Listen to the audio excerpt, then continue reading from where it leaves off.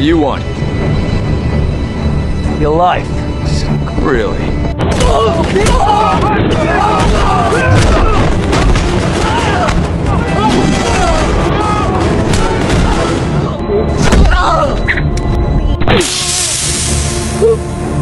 Next time I'll deflate all your balls. Sa Gulf of Aden, maraming tao ang ginawang hostage ng mga Somalian pirates.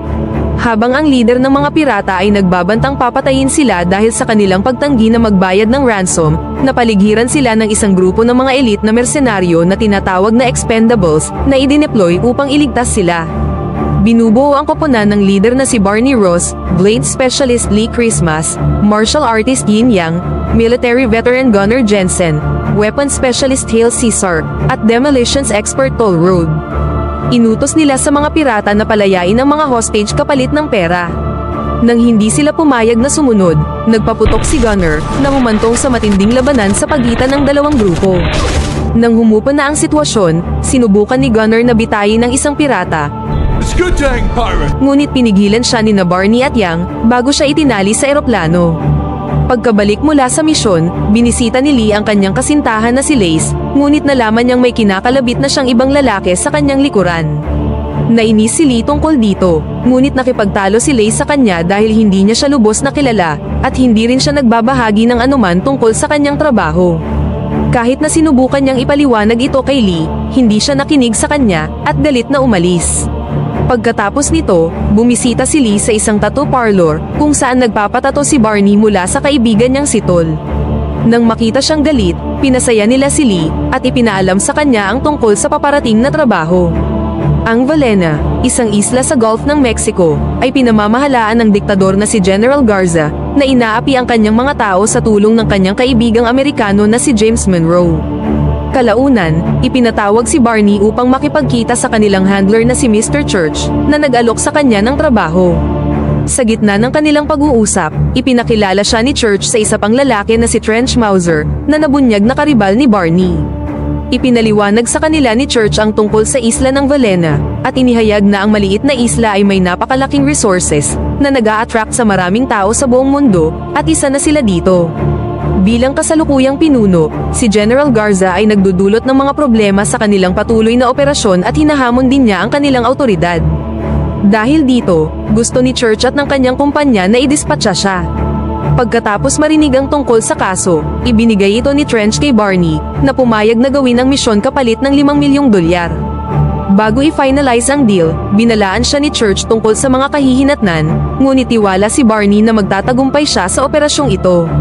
Habang inaalam ang mga kinakailangang impormasyon tungkol sa misyon, nagpakita si Gunner at nagtanong tungkol dito, ngunit tinanggal siya ni Barney mula sa grupo dahil sa kanyang maling pag-uugali kanina, at inis na umalis. Be careful. Kalaunan, idinaos ang isang group discussion, kung saan briefing ni Barney ang kanyang grupo tungkol sa misyon, at nagpas siyang bisitahin ng Valena kasama si Lee, upang makakuha ng unang impormasyon mula sa lugar. Pagkatapos maglanding, at lumipad sa isla sa pamamagitan ng kanilang seaplane, ipinakilala nila ang kanilang mga sarili bilang mga wildlife photographer, at kalaunan ay nakakuha ng pahintulot na pumasok. Habang naglalakad sila sa kalye at pinag-uusapan ang kanilang plano, napilitan silang magtago sa gilid ng eskinita, matapos salakayin ng militar ang lugar. Nang simulan ng mga sundalo na guluhin ang mga vendor, napagtanto ni Lee na sumusunod sila sa mga utos ni Monroe, at kinuha ang kanyang mga larawan para sa karagdagang investigasyon. Pagkatapos ng maliit na encounter na ito, nakilala nila ang kanilang handler na si Sandra sa isang local restaurant. I'm Sandra. You the contact? Follow me, please. Na nag-alok sa kanila ng ride sa area. Habang tumatawid sila sa magulong lansangan, binigay niya kay Barney ang isa sa kanyang mga drawing, habang ipinapaliwanag na ang isla ay dating magandang lugar, bago ito pinasok ng mga maimpluwensyang tao. Nang magtanong si Barney tungkol sa mga taong yun, hindi si Sandra nagbahagi ng anumang detalye, at ibinunyag lang na ilang mga Amerikano ang dumating para sa pera, at nag-take over sa kanilang bayan. Samantala, tinanong ni Monroe si Garza tungkol sa progress ng kanyang lihim na misyon, ngunit humantong ito sa isang pagtatalo, dahil iniisip ni Garza na sinusubukan niyang maliitin siya sa harap ng kanyang mga sundalo. Nang ma-realize na maaaring nag-iisip siya ng pagtataksil sa kanya, pinaalalahanan siya ni Monroe tungkol sa ibinigay niyang tulong, na ginawang posible sa kanya na patakbuhin ang lugar, at pinilit siyang makipag-cooperate. Kalaunan, dinala ni Sandra sina Lee at Barney malapit sa palasyo, kung saan umalis si Lee upang maghanap ng impormasyon ng mag-isa. Pagkatapos umalis kasama si Sandra, tinanong siya ni Barney tungkol sa taong kumuha sa kanya para sa trabaho. Ibinahagi ni Sandra na inalok ito sa kanya ng isang Amerikano, na tiniyak sa kanya na matutulungan ng grupo ang bayan ng Valena. Habang nag-uusap ang dalawa, nilapitan sila ng isang opisyal ng militar, na nakipagtalo kay Sandra para sa pagkontra niya kay General Garza, at dito nabunyag na siya talaga ay kanyang anak. Pagkatapos ay sinubukan siyang hawakan ng opisyal, na ikinagalit ni Barney at nakipag-away sa mga sundalo. Sumama rin sa kanya si Lee, at inutos sa kanya ni Barney na iligtas si Sandra, na kinakaladkad palayo. Iniligtas niya si Sandra sa pamamagitan ng paghagis ng kutsilyo sa opisyal, habang si Barney naman ay binigyan ng cover si Lee sa pamamagitan ng pagbaril sa isa pang sundalo. Are you crazy? Could kill me! Hindi nagtagal, nalaman ni Monroe ang tungkol sa insidente, at nagmamadaling pumunta sa lugar upang alamin ang mga detalye, habang sina Lee at Barney naman ay nagmamadaling isinama si Sandra sa kanila. Iminungkahi ni Barney na umalis sa isla sa lalong madaling panahon dahil nabuking na sila ngayon, ngunit nagsimulang magtalo sina Lee at Sandra dahil hindi siya sumasang-ayon sa plano. Habang hinahabol pa rin sila ni Monroe at ng kanyang mga tauhan, pinanatili silang distracted ni Barney, habang si Lee naman ay inihahanda na ang eroplano. Gayunpaman, tumanggi si Sandra na sumama sa kanila dahil ayaw niyang iwan ang kanyang tahanan. Muntik nang hindi makatakas si Barney at halos hindi na nakarating sa eroplano, ngunit mas nadagdagan ang kanyang pagkainis nang malamang hindi sumama si Sandra. Bagamat nagpanggap silang umalis sa isla, bumalik sila kalaunan, at sinunog ang pantalan upang patayin ang mga natitirang sundalo, bago lumipad pabalik sa Amerika. Kalaunan, nagsimulang mag-imbestiga si Monroe sa kanila, at tinanong si Garza tungkol sa kanyang substandard na seguridad. Naghinala siya na maaaring may koneksyon si Sandra sa kanila, dahil sa simula pa lang ay hindi na siya masaya sa mga iligal na aktibidad ng kanyang ama, ngunit itinanggi ni Garza ang mga paratang. Pagkatapos umalis ng general, nagpakita si Gunner sa opisina ni Monroe at inalok ang kanyang tulong laban kay Barney, bilang paghihiganti para sa kanyang pagkakasuspinde. Samantala, nalaman ng Expendables na si Mr. Church ay talagang nagtatrabaho para sa CIA, na ang tunay na target ay si Monroe sa halip na si General Garza. Ipinaliwanag ni Barney sa grupo na si Monroe ay isang dating CIA agent, na nasuspinde matapos subukang panatilihin sa kanyang sarili ang drug business sa isla. Ngayon, gusto ng ahensya na patayin siya, ngunit hindi nila ito maaaring gawin ng hayagan, sa takot na baka masira nito ang kanilang reputasyon.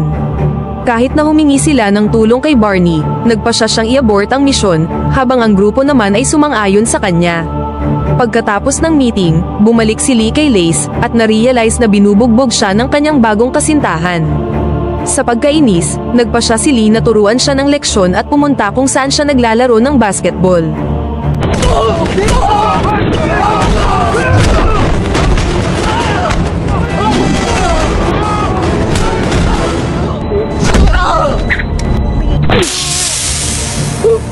Matapos niyang bugbugin ang lalaki, nakuha muli ni Lee ang kanyang kasintahan, at ibinunyag na sa kanya ang kanyang tunay na propesyon. Now you know what I do for a living. Kalaunan, nakipagkita si Barney sa kanyang kaibigang si Tol, at ibinahagi sa kanya ang kanyang nararamdaman para kay Sandra. Pagkatapos makinig sa kanya, ipinagtapat ni Tol ang kanyang panghihinayang nang hayaan niyang mag-commit ng suicide ang isang babae, kahit na kaya niya namang iligtas siya. Na-motivate nito si Barney, at nagpasya siyang bumalik kay Sandra upang iligtas siya. Samantala, dinukot si Sandra ni Monroe, dahil naniniwala siyang tinulungan niya si Barney noong nakaraan.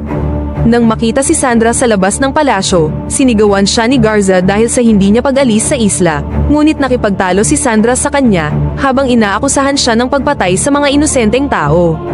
Pinatigil siya ng tauhan ni Monroe na nagngangalang Payne, na sinampal siya, bago siya dinala para sa karagdagang investigasyon.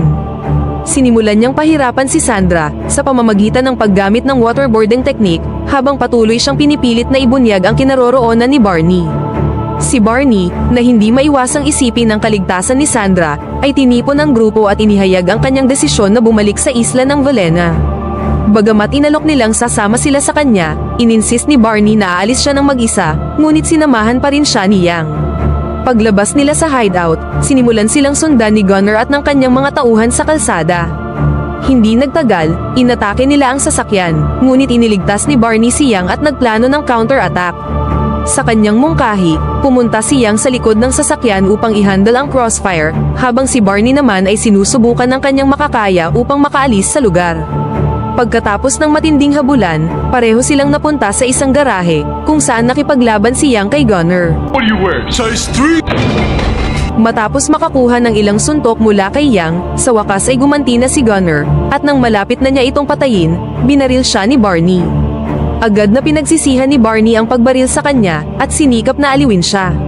Ibinunyag ni Gunner na wala siyang intensyon na patayin si Yang at sinusubukan niya lang na takutin siya. Nang tanungin ni Barney ang tungkol sa kung sino ang kumuha sa kanya para gawin ang hit, ibinahagi niya ang lahat ng mga detalye tungkol kay Monroe at sa kanyang koponan. Pagkatapos ng engkwentrong ito, sina Yang at Barney ay muling sumama sa grupo, bago sumakay sa eroplano upang bumalik sa isla. Samantala, inasahan ni Garza ang kanilang pagdating, at inihanda ang militar upang magsagawa ng counter-attack. Hindi nagtagal, si Barney at ang grupo ay dumating sa labas ng palasyo, kung saan binigyan niya sila ng mga instruksyon tungkol sa paparating na laban, at inutusan silang palibutan ang lugar, dahil gusto niyang hanapin muna si Sandra. Sa loob ng palasyo, nakipagkita si Monroe kay Garza, na ipinahayag na ang kanyang hukbo ay hindi nasusunod sa mga utos ni Monroe at magiging tapat lamang sa kanya.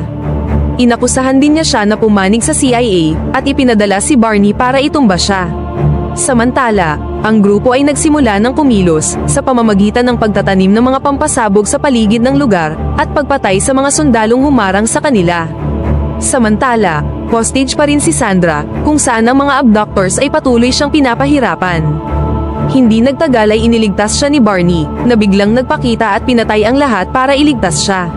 Pagkatapos malaman na ang mga explosive ay malapit ng sumabog, ang koponan ay nag-alala tungkol kay Barney, ngunit iminungkahi ni Lee na hintayin siya. Sinubukan ni Barney na alisin si Sandra sa palasyo, ngunit pinigilan sila ni Payne at ng kanyang koponan. Habang sinusubukan siyang sakalin ng isa sa kanyang mga kasamahan, sinimulan siyang bugbugin ni Payne, habang si Sandra naman ay dinala pabalik sa kanyang ama. Sa kabutihang palad, dumating ang koponan ni Barney, at nakipaglaban kay Payne at sa kanyang mga tauhan, habang sinusubukang iligtas ang kasamahan. Hindi nagtagal, na-corner sila ng mga sundalo, ngunit nagpakita si Caesar at iniligtas ang kanyang mga kaibigan sa tamang oras, sa pamamagitan ng pagpapaulan sa kanila ng bala gamit ang machine gun. Pagkatapos magkaroon ng emosyonal na pag-uusap kay Sandra, ibinalik ni Garza ang pera ni Monroe at tumanggi ng magpatuloy sa pagtatrabaho para sa kanya. Nagkaroon sila ng mainit na pagtatalo, na ikinagalit ni Garza, at sinubukan niyang patayin si Monroe, ngunit pinigilan siya ni Sandra na gawin yon. Nagsisisi si Garza sa kanyang mga ilegal na gawain, at kalaunan ay bumaling sa kanyang anak habang hinahangaan ang kanyang kabaitan. Nang malapit nang umalis ang grupo, napilitan silang umatras, matapos mapalibutan ng mga sundalo ni Garza. Nang naalarma sa sirena, nagpakita si Garza sa balcony, at humingi ng tawad sa kanyang mga tauhan. Matapos akusahan ang mga Amerikano na sumalakay sa isla, inutusan niya ang kanyang mga sundalo na patayin ang sinumang kahina-hinala sa kanila. Bagamat naantig ang kanyang koponan sa kanyang taos-pusong mga salita, si Garza ay binaril ni Monroe sa likuran, at pagkatapos ay ginawang hostage si Sandra. Samantala, nagsimula nang mag-detonate ang mga pampasabog, at si Barney at ang kanyang team ay nagawang makalabas ng palasyo, habang pinapatay ang iba pang mga sundalo. Matapos magsimulang magiba ang palasyo, nakipaglaban si Caesar kay Payne at kalaunan ay pinatay siya sa pamamagitan ng pagsunog sa kanya ng buhay. Habang kasama si Sandra, sinubukan ni Monroe na tumakas mula sa pinangyarihan, ngunit tinalo siya ni Caesar at Barney sa pamamagitan ng pagsira sa chopper sa tamang oras. Sa kabila nito, hindi pa rin siya sumuko at sinubukang tumakas, ngunit pinigilan siya ni Barney sa pamamagitan ng pagtutok ng baril sa kanya. Gayunpaman, hindi natatakot si Monroe sa kanya, at pinilit siyang ibaba ang kanyang armas, habang nagbabantang papatayin si Sandra. Pagkatapos ay pinaputokan niya si Barney, habang isinisiwalat na gusto siyang patayin ng ahensya, dahil nalaman niya ang tungkol sa plano nila na kumita ng pera sa pamamagitan ng droga. Matapos siyang panatilihing distracted, sinubukan ni Barney na barilin si Monroe, ngunit napatay siya ng isang piraso ng salamin na ibinato sa kanya ni Lee, habang si Sandra naman ay tumakbo kay Barney. You're not as fast as you think. Yeah, I guess so.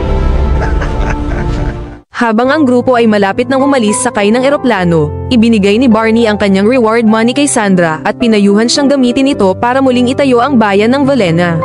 Matapos matagumpay na makumpleto ang misyon, masaya silang lumipad pabalik sa Estados Unidos.